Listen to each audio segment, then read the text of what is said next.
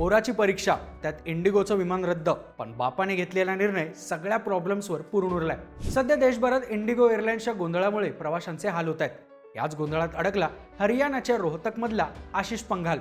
आशिष आंतरराष्ट्रीय नेमबाज असून इंदोरला 12वीचं शिक्षण घेतोय. 6 डिसेंबरला एका पुरस्कार सोहळ्यासाठी आणि 8 डिसेंबर पासून सुरू होणाऱ्या परीक्षेसाठी तातडीने त्याला इंदोरला पोहोचायचं होतं. सुट्टी संपवून वडील राजनारायण पंघाल आशिषला घेऊन दिल्ली एअरपोर्टवर पोहोचले.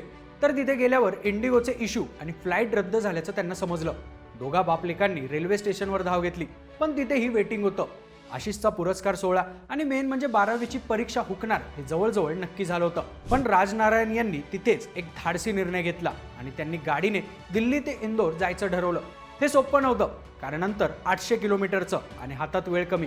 तरी वडिलांनी पोराच्या परीक्षेसाठी कसलाही विचार न करता स्वतःची गाडी काढली आणि रात्रभरात डोळ्यात तेल घालून कुठेही ब्रेक न घेता 12 ते 14 तास सलग ड्रायव्हिंग करत 800 किलोमीटरचं अंतर पूर्ण केलं.